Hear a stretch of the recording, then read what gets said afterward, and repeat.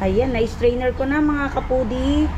At ihiwain naman natin yan o yung slice sa laki na gusto ninyo. Kung gusto nyo mas maliliit, pwede. Or mas malalaki.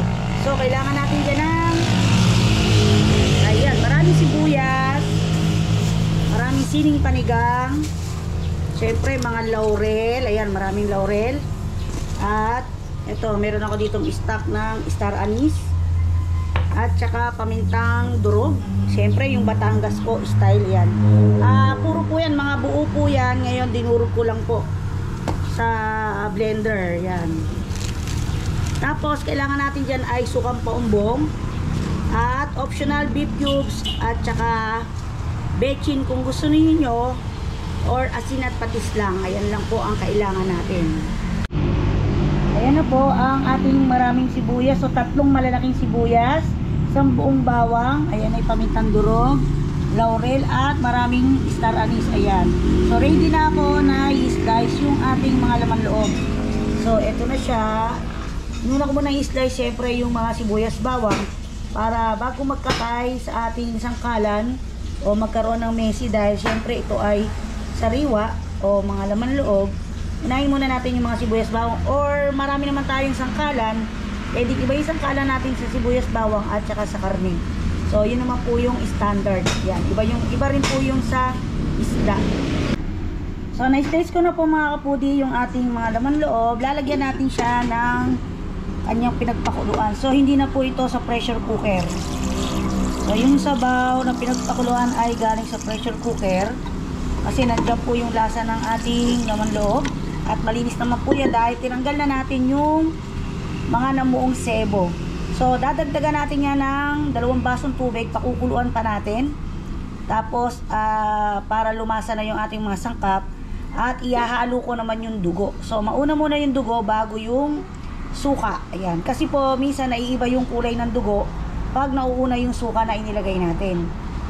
At paalala lang po uli na huwag natin muna na hahaluin hanggat hindi naluluto yung suka. Kasi po ay mahihilo yung lasa ng ating suka. So, yung iba po inahaluan niya ng medyo may buo-buong dugo para pampadagdag dami din po. So, ito ay ang pinagkaiba sa dinuguan.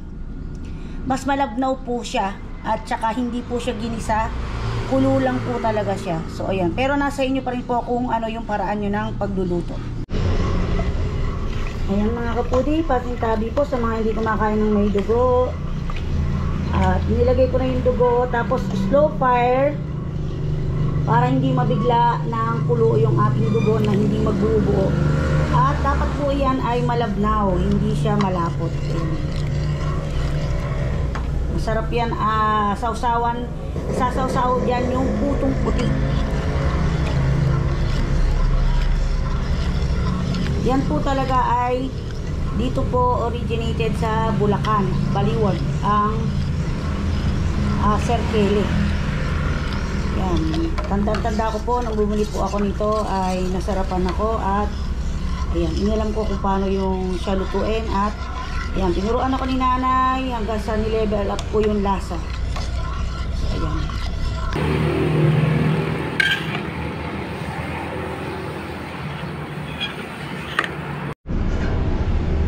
Yan, nakaluto na tayo at bango. So ngayon ay palalamigin ko lang siya ng konti at i-cling wrap ko po siya para pag ibiniyahe, kahit mag-leak ay sasapuhin ng ating cling wrap. So hindi magiging messy sa sasakyan. So si Mr. na po ang magdi-deliver niyan. Dahil sa San Rafael po siya dadalhin. So hindi po baka umabot yung ating e-bike dahil hindi siya naka-fully charge. So hindi naman po pwedeng i-charge ang e-bike hanggat hindi po siya low-bat. Ayan. So ayan po. At happy birthday kay Juliana Balones Mercado. Yan.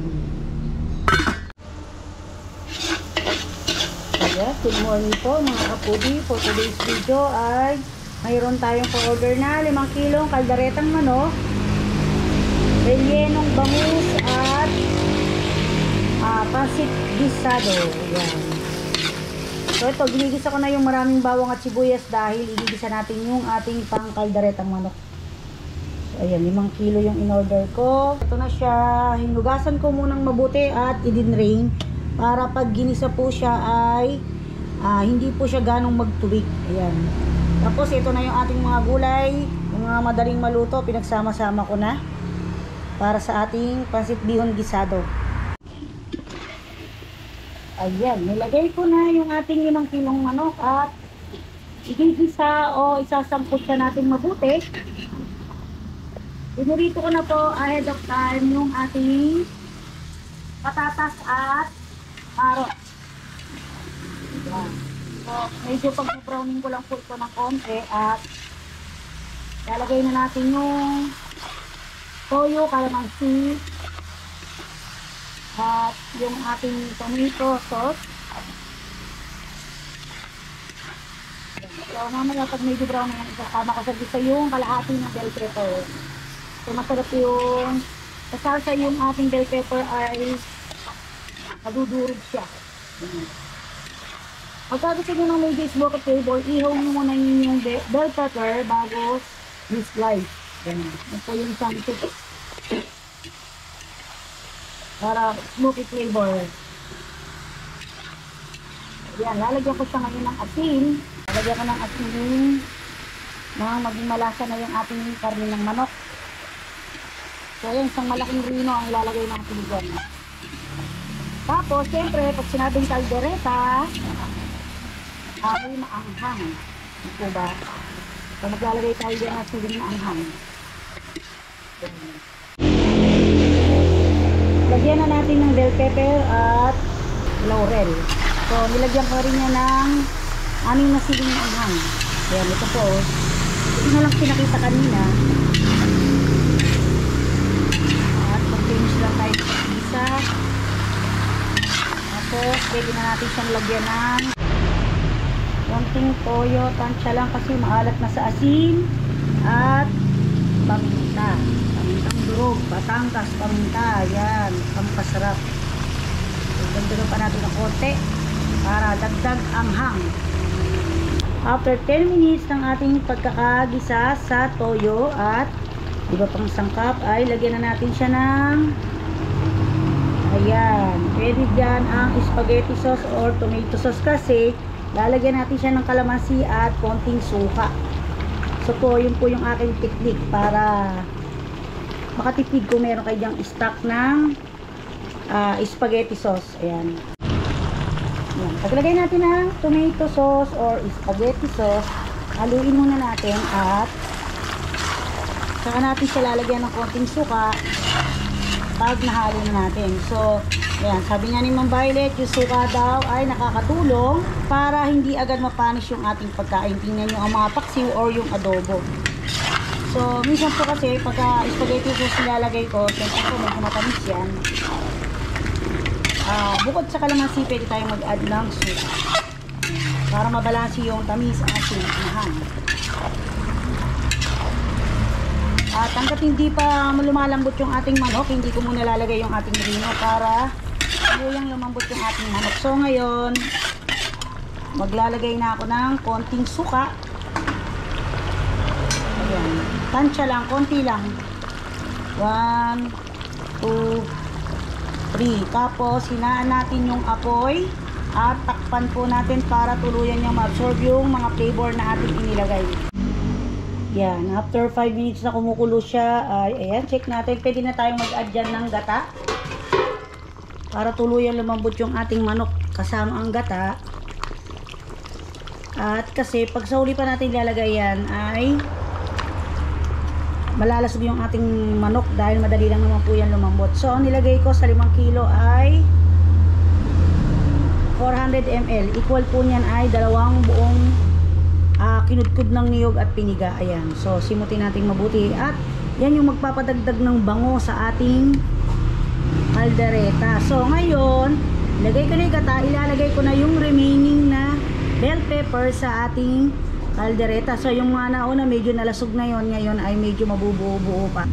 At ayan, pwede naman po na isang kutsa nyo sa konting mantika yung ating bell pepper bago nyo siya isama dyan sa gisa.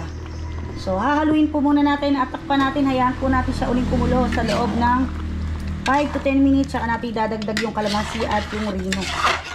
Dahil yung gulay naman po, wala tayong problema dyan dahil napirito na po natin.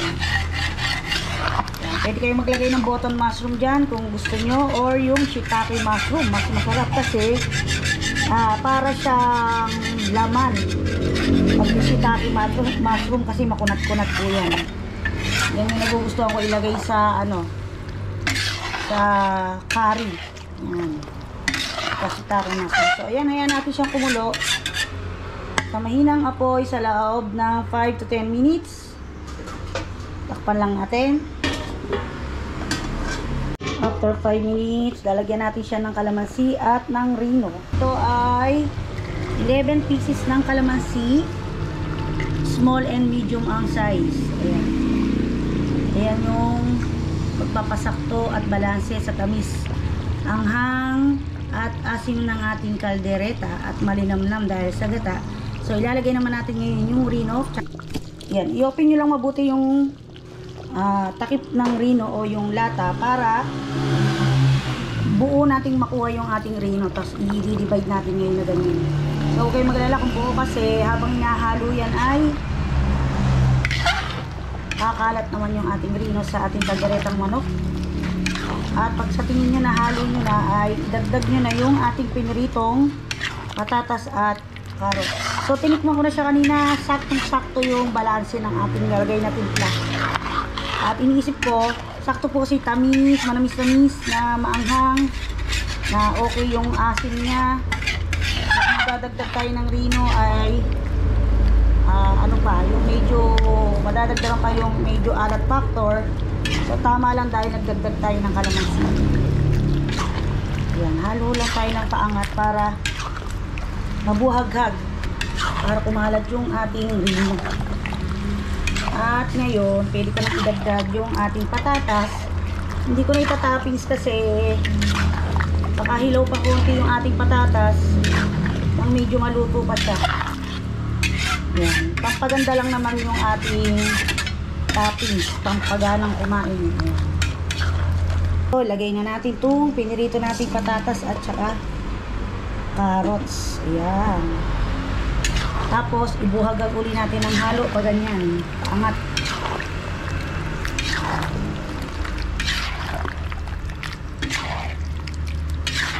At tatakpan ko uli siya at saka ko siya hayan uli kulo sa loob ng 5 minutes at ready na siya. Tapos, yung ating ng ginsadong pansit.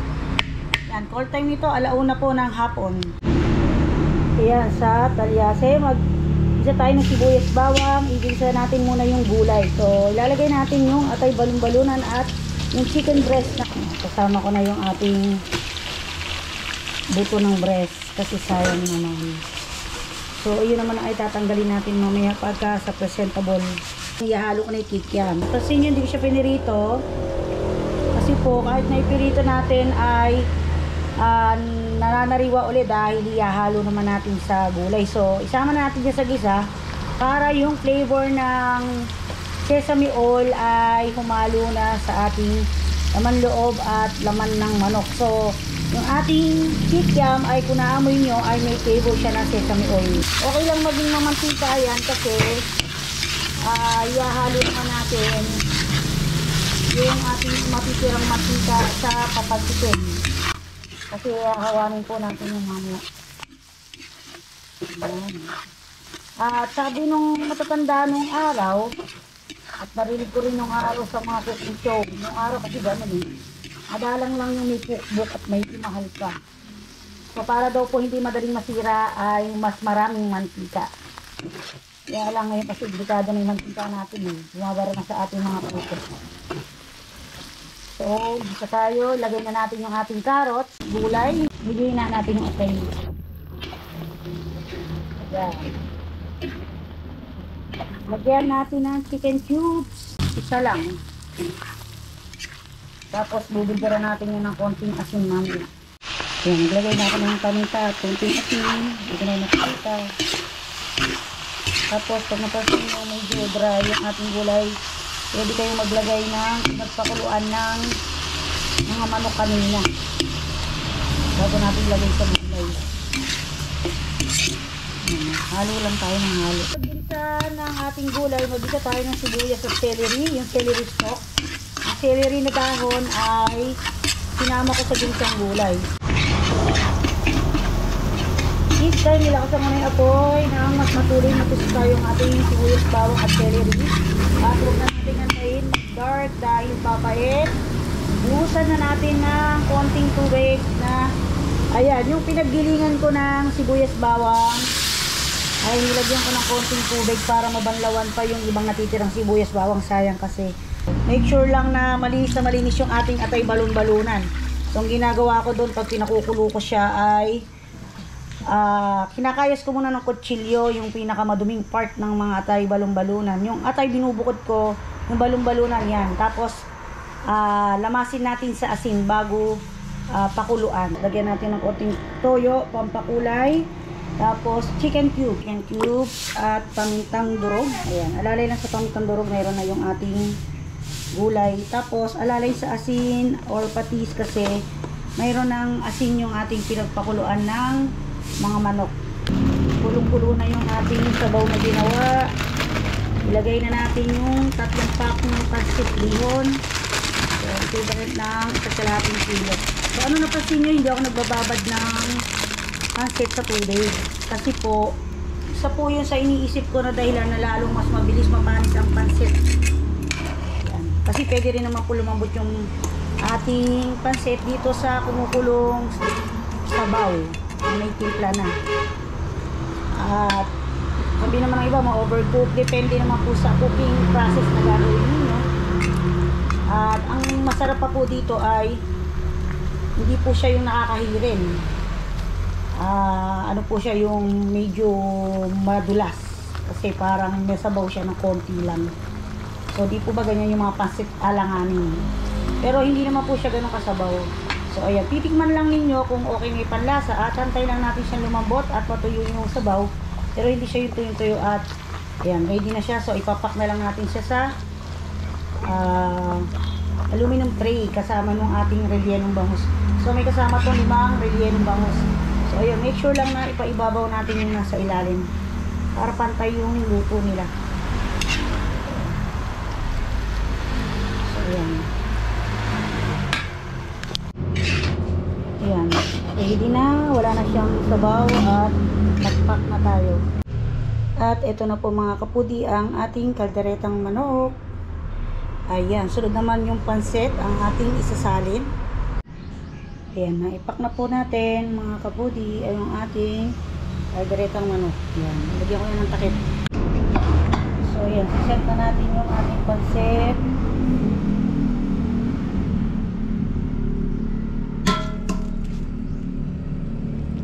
Tapos lalagyan na lang natin ng itlog at kalamansi. At pwede na natin siyang i-deliver. Ayan. So 2 tray ng pancit yung ating nagawa. Ito na po yung ating pancit at ready na po tayo mga kapudi sa pag-deliver. Ayan. Ayan. Thank you po Tito Kennedy Rivera sa pag-order at enjoy your meal. Enjoy your day. God bless you more. At ito naman po mga kapudi yung ating rellenong bangus. Ayan. 5 piraso po yan. So nilagay ko na sa tray. Ayan, pa-deliver na po tayo at andito na tayo sa Tangos. Malapit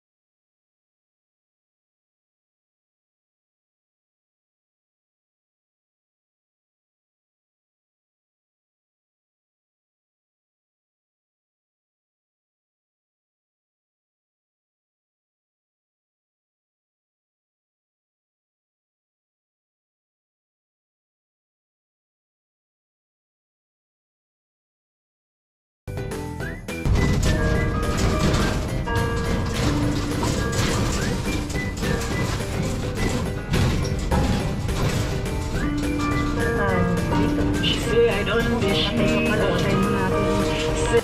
yun, pag-break na tayo mga kaputi. Hindi na po ako nakapag-video kasi hindi tayo nakapagpaalam na mag-video tayo pababa. Nagmadali na po ako kasi mukhang makikipag-living po muna yata sila. Kasi kakilala po nila yung sigurado dahil kapit bahay. So yun po, pauwi na po tayo. Tapos si Doktora mula sa kanyang camping ng 4 days and 3 nights ay andyan na po sila, pauwi na. So sakto lang siguro pauwi ako, baka nandun na sila sa Barangka. Doon ko po siya susunduin sa school ko sa siya training ng photo George. So ngayon naman ay sa Girl Scout naman po siya. So sila yung training para sa papalit na leader ng mga Girl Scout sa isang taon dahil grade 6 naman na si Doktora next year. So nag-training sila ng 1 week may get, parang 9 days o 10 days po yata sa north nga ay sa south. Yan, sa may Santo Cristo Baliwag. Tapos ayan, nilaban sila. Kumbaga yung camping nila na yun ay hindi lang basta camping, mayroon silang laban. At sila yung nag-champion sa song and nakalimutan ko yung isa. Tapos second sila sa ano ata ano ba tawag doon? Parang yung sayaw na basta meron sila contest na kagabi ginanap naman. Tapos ngayon nga in-announce. Tapos yung nakaraan tingnan ko sa akin yung video nila Ma'am Christina Manlapas at Ma'am Christina De La Cruz at saka po ni Sir Gio, yung mga picture at video na nag-champion sila. Pero sabi ni Doktora overall daw po ay champion siya at napakarami daw po niyang badge na uwi. So yun, hindi ko pa siya nare-replyan. Ngayon i-on ko yung data ko kasi feeling ko nandyan na sila kung wala San Miguel Bulacan at papunta rito sa Baliwag kung 12 o'clock sila umalis, eh nandyan na po yun. So ayun, diretso na rin po ako ngayon ng Barangka para sunduin siya. Ayan, magdadrive po muna tayo para dire-diretso po tayo mga kabudi.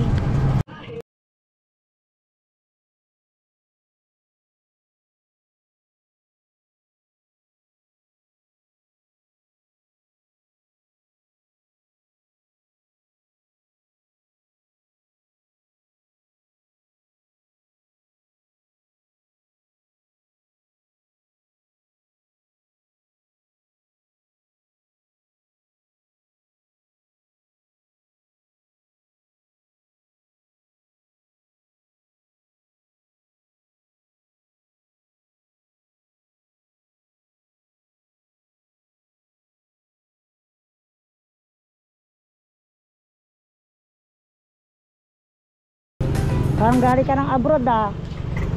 Kala ka dami kayo.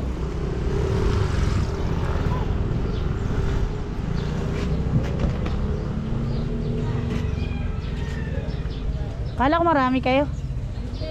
Ah, si Queen, kinuha na? Ah, doon na po bubaba. Paunahin mo muna sila para makaluwag siya.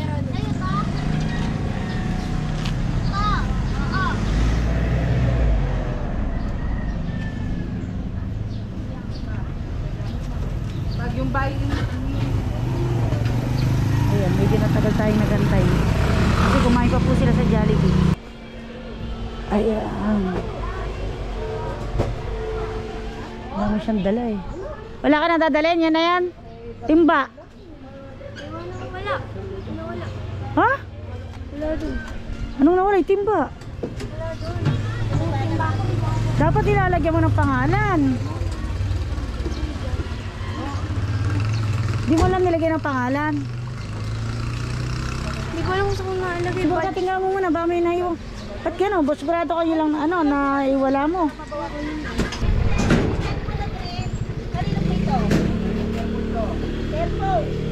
Oh, oh tingnan. To talaga, tulala ka, pati cellphone mo. Hindi. Dinalaban ni ano yung shop nyo. Dinala ni Caro.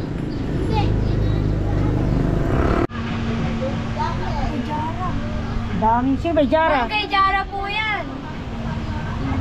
Oh, ba't ba gano'n? Mayroong mga nakakalimot. So ayan na po si Doktora at magdadrive na po tayo. Kamusta? Nangitim ka ba? Asa mga badge mo? Congrats. Hindi ko alam kung saan nalagay. Pero nasa bag ko. No, naligo ka ba ngayon? Hindi. Pati kahapon? Naligo ako kahapon. Ngayon hindi kayo nakaligo. Kasi pati sila? Malamig ba doon? Hindi. Pakainin mo. Sige, break na tayo. Yung nilakad namin kahapon eh. 3 oras kami naglalakad. Sa kayo nagpunta? Nagbunta Doon kayo? sa may hindi. Sa may parang ano lang ng mga sundalo. Okay, sige, sige. Ayan, uwi na po kami mga kapudi. Ayan, paalis na tayo mga kapudi.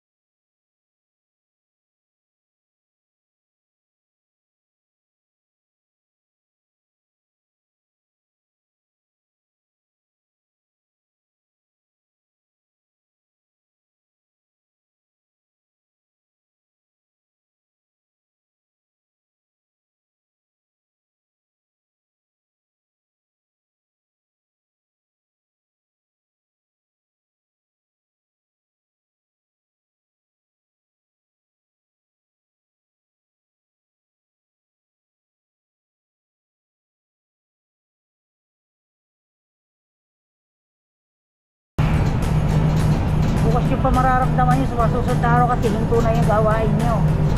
Hindi gaya ng sunod-sunod kasi na araw at saka gabi. Aga namin pinapag-isip mga ano eh. More. Eh, marami kasi kayo eh. May ibang lugar pa ba na dinala doon o kasama? Oo. Yun lang. San Miguel, San Ildefonso. Oh, Basta dami pala. madami. Manila, Santa Maria. Tapos meron ding mga senior doon. Ano ginagawa? Camping din sila. So ayan mga kapudi, pauwi na po kami. Maraming salamat po sa panonood. Ayan, naka-jacket ako kahit kainitan. Napakainit po kasi eh. Masusunog na naman yung ating balat.